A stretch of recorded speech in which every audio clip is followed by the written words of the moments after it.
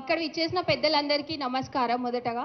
And నా తోటి మిత్రులు, నేను పిలవగానే నా ఆహ్వానాన్ని మన్నించి వచ్చిన నాతో పాటు ప్రిపేర్ అయ్యే కాంపిటేటివ్ ఎగ్జామ్స్ ప్రిపేర్ అయ్యే మిత్రులందరికీ నా నమస్కారం.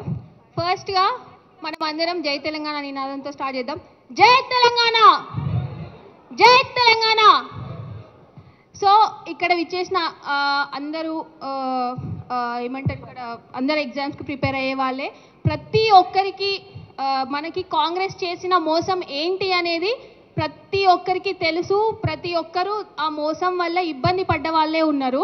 సో దానికి సంబంధించి మనం అందరం గ్యాదర్ అయినాం ఈరోజు. దానికి కారణం ఏంటి అంటే, మనకి కాంగ్రెస్ ఇస్తా అన్న హామీలు ఒక్కటైనా నెరవేర్చిందా కాంగ్రెస్ ఇచ్చిన హామీని?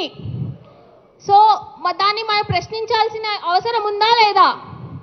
ఎవరు ప్రశ్నించాలి? నిరుద్యోగులుగా మోసపోయిన మనమే కదా ప్రశ్నించాల్సింది. సో దానికోసమనే ఈరోజు ఇక్కడ మనం కాంగ్రెస్ నిరుద్యోగ బాకీ కార్డు ఆవిష్కరణ కార్యక్రమం కోసం ఇక్కడ అందరం గ్యాదర్ అవ్వడం జరిగింది. ఇక్కడ చూస్తే చాలా పలు జిల్లాల నుంచి వచ్చారు. ఎందుకు వచ్చారు అంటే, కేవలం కాంగ్రెస్ వల్ల మోసపోయాం కాబట్టి దాని మా బలం ఏంటో చూపించాలి, మేము ఇట్లా మోసపోయాము అని ప్రతి ఒక్కరి ప్రాబ్లం, ప్రతి ఒక్కరి ఇబ్బందిని ఎక్స్ప్రెస్ చేయడం కోసము ఇక్కడ గ్యాదర్ అయినారు అందరూ. సో ఇక్కడ చాలా ప్రాబ్లమ్స్ ఉన్నాయి. కాంగ్రెస్ ప్రభుత్వం రాకముందు ఇచ్చిన హామీలేంటి, వచ్చిన తర్వాత చేసిందేంటి, అవన్నీ చెప్పుకుంటూ పోతే నాకు తెలిసి రోజంతా పడుతుంది. మనకి ఇస్తాన్న ఒక్కటి కూడా ఇవ్వలేదు.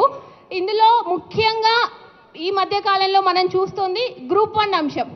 గ్రూప్ 1 అంశంలో మనకి అన్యాయం జరిగిందా లేదా? అన్యాయం జరిగిందా లేదా చెప్పండి. జరిగింది కదా. సరే, గ్రూప్ 2 విషయంలో మనకి ఇస్తా అన్న హామీ ఏంటి గుర్తుందా? ప్రభుత్వం వచ్చాక నోటిఫికేషన్లో వేకెన్సీస్ పెంచి రీనోటిఫికేషన్ ఇస్తా అని చెప్పారు. ఇది గుర్తుందా అందరికీ? కానీ ఇచ్చారా? ఇప్పటి వరకు నియామక పత్రాలు అందజేసిన వాటన్ని నోటిఫికేషన్స్ ఎవరి ప్రభుత్వంలో వచ్చాయి? కాంగ్రెస్ ప్రభుత్వమా?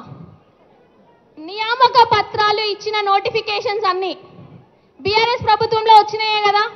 వాటన్నిటికీ కూడా ఇప్పుడు మేమే నోటిఫికేషన్స్ ఇచ్చామని చెప్పుకోవడం ఎంతవరకు కరెక్ట్?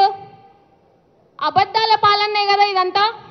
మనకిచ్చిన హామీలన్నీ నెరవేర్చకుండా అబద్ధాలతోటి కాలయాపన చేస్తుందా లేదా కాంగ్రెస్ ప్రభుత్వం? దాన్నంతా మనం ప్రశ్నించాలి కదా. సో దానికోసమే ఇక్కడ కాంగ్రెస్ నిరుద్యోగ బాకీ కార్డు ఆవిష్కరణ కార్యక్రమానికి వచ్చాము. సో నెక్స్ట్ స్పీకర్ మాట్లాడవలసిందిగా కోరుతున్నా.